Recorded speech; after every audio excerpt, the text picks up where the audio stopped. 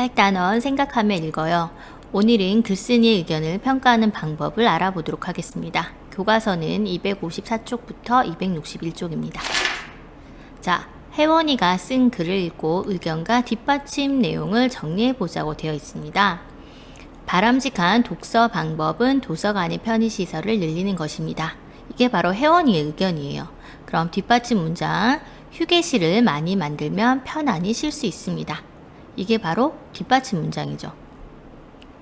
체육관이 생기면 운동을 자주 할 수 있습니다. 세 번째 뒷받침 문장은 컴퓨터를 많이 설치하면 인터넷을 쉽게 이용할 수 있습니다. 뒷받침 문장에 해당하는 것입니다.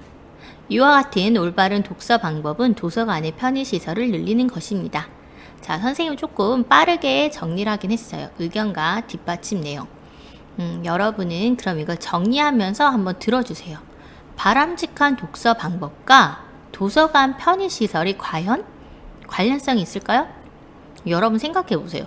내가 독서하는 것과 도서관의 편의시설이 있는 게, 그죠? 바람직한 독서 방법이라면 책을 어떻게 읽는지와 관련이 있어야 한다는 거예요. 그렇다면 우리 2번 문제, 혜원이의 의견과 바람직한 독서 방법이 관련 있는지 판단해 봅시다. 빈칸에 자신이 판단한 결과를 표시하고 그렇게 생각한 까닭을 친구들과 이야기해 보자고 되어 있는데 여러분이 판단한 결과만 표시를 한번 해주면 좋을 것 같아요. 매우 관련이 있다면 동그라미 2개, 관련이 있다면 동그라미 1, 관련이 없다라고 생각하면 세모를 표시를 한번 해주면 좋을 것 같아요. 근데 여러분 대부분 의견이 비슷하게 나올 것 같긴 합니다. 그럼 선생님과 함께 확인해 보도록 하겠습니다. 자, 일단 여러분 판단 결과는 모두 같을 거예요. 어때요? 관련이 없습니다. 그럼 왜 그럴까요? 바람직한 독서 방법은 책을 읽는 방법이나 태도와 관련된 내용이어야 하기 때문에 이렇게 써도 좋고요. 혹은 바람직한 독서 방법과 도서관의 편의시설은 아무런 관련이 없기 때문에 이렇게 적어도 좋을 것 같아요. 여러분 의미만 통하면 맞는다는 거 알고 있죠? 자, 혹시 여러분 조금 더 정리하려면 지금 영상을 잠깐 멈추고 정리를 해도 좋을 것 같습니다. 정리가 다 되었나요? 그럼 글쓴이의 의견을 평가할 때에는 가장 먼저 주제와 관련 있는지를 살펴봐야겠구나 라고 친구들끼리 얘기하는 모습을 여러분이 볼 수가 있을 거예요. 주제와 관련 없는 의견은 뒷받침 내용이 믿을만하다고 해도 적절하다고 볼 수 없어. 결국 여러분 의견이 적절한지 알아보려면 주제와 얼마나 관련이 있는지를 따져봐야 한다는 거예요. 그래야지 판단할 수 있다는 거죠. 자, 여기도 여러분이 바로 적기는 어려울 것 같아서 선생님이 이렇게 예시를 줬습니다. 여기도 정리해 주길 바래요. 자, 정리가 다 되었나요? 그럼 우리 3번 문제를 같이 해결해 보도록 하겠습니다.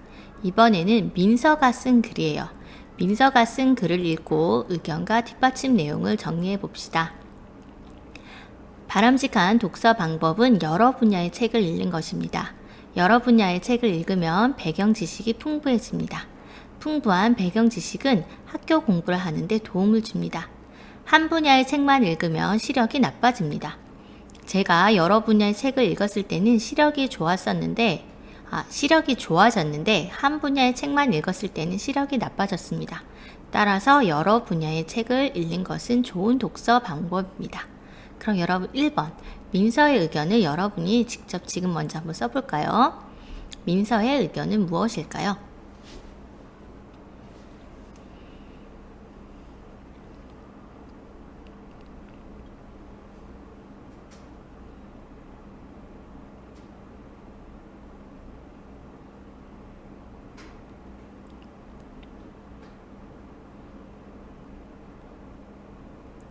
자, 여러분 다 써봤나요? 민서의 의견은 무엇이죠?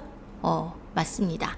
바람직한 독서 방법은 여러 분야의 책을 읽는 것입니다. 그죠? 거의 대부분 의견이나 주장은 대부분 처음 아니면 끝부분에 있으니까 여러분 잘 찾았을 것 같아요. 그럼 2번 민서의 의견과 뒷받침 내용이 관련이 있는지 생각하며 빈칸에 뒷받침 내용을 정리하고 여러분이 판단도 해보는 거예요. 관련이 있는지 없는지 지금부터 여러분이 직접 해보길 바랍니다. 뒷받침 내용을 정리하고 판단까지 해보는 거예요.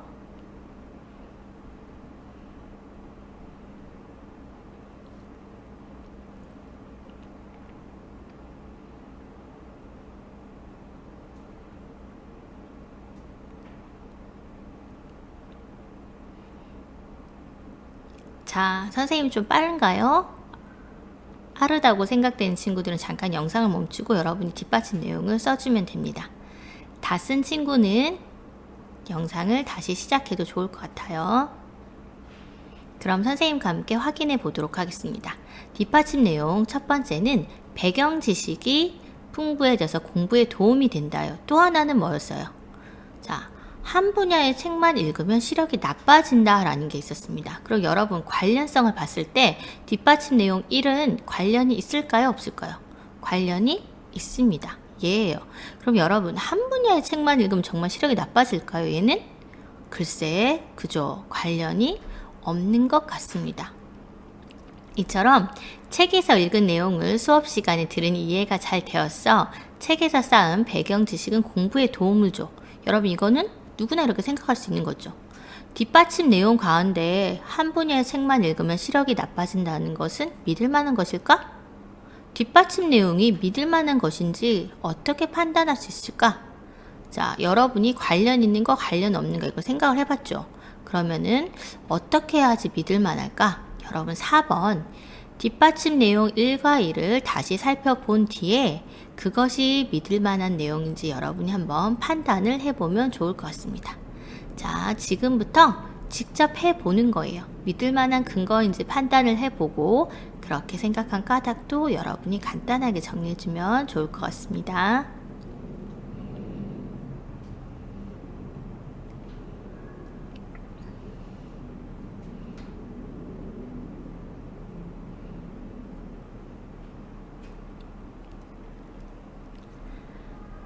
자, 여러분 믿을 만한 근거인지 다 잘 판단해 보았나요? 여러분이 믿을 만한가는 예, 아니요 잘 대답했을 것 같은데 그렇게 생각한 까닭이 정리가 조금 잘 안 되는 친구들도 있을 거예요.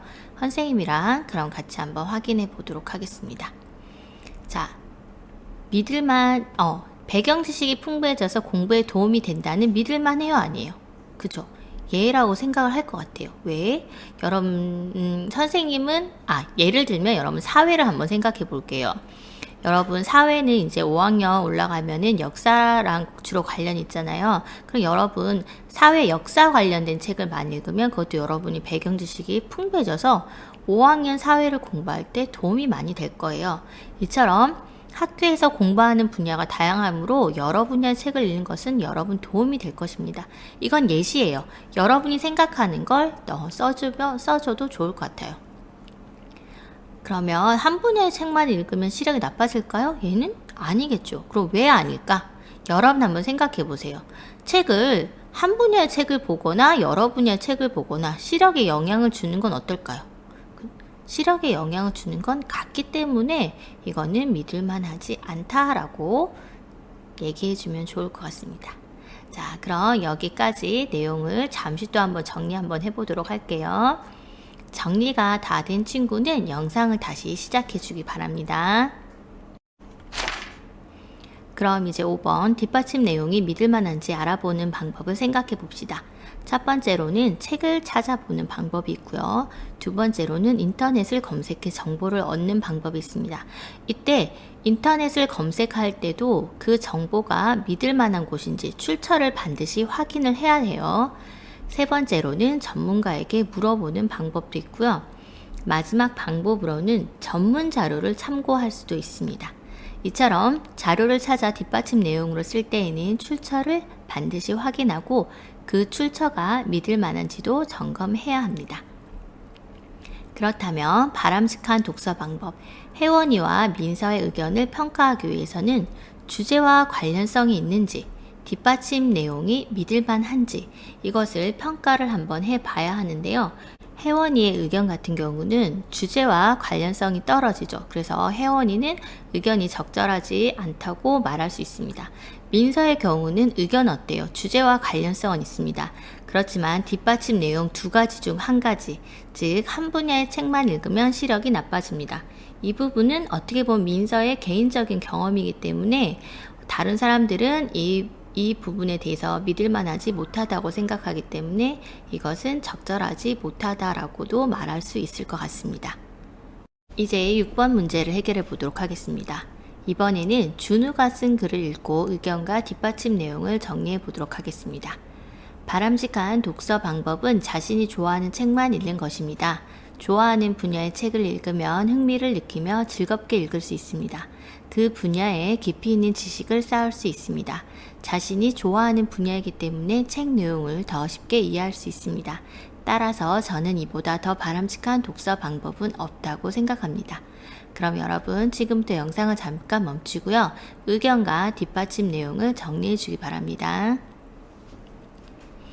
모두 정리가 다 되었나요? 그럼 얘는 예시 답안이긴 해요. 그렇지만 의견은 정확해요. 의견은 보통 제일 앞부분에 있다고 얘기했죠.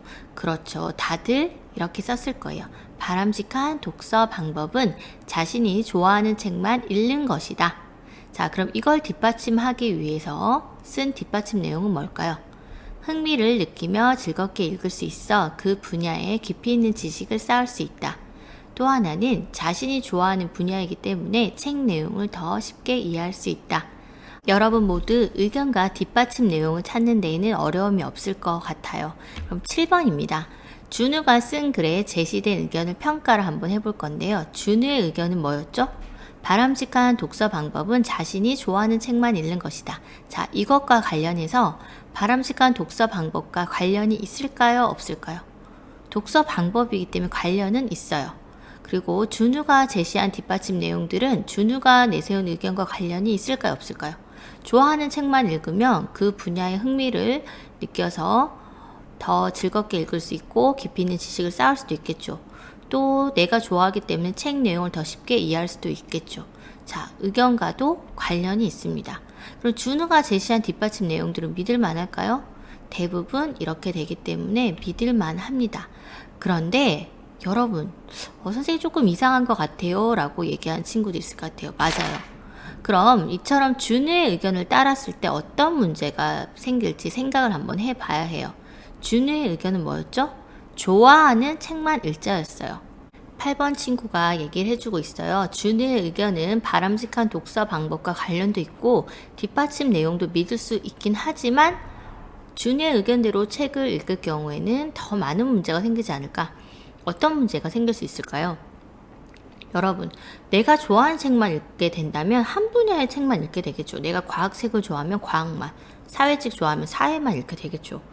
한 가지 문제만 생각해 다양한 사고를 할 수 없게 될 수도 있을 것 같아요. 그러니까 어떤 문제에 대해서도 여러 분야의 책을 읽으면 도움이 되는데 어떤 한 분야의 책만 읽으면 아무래도 여러분 생각이 혹은 사고가 조금 좁아질 수밖에 없는 것 같아요.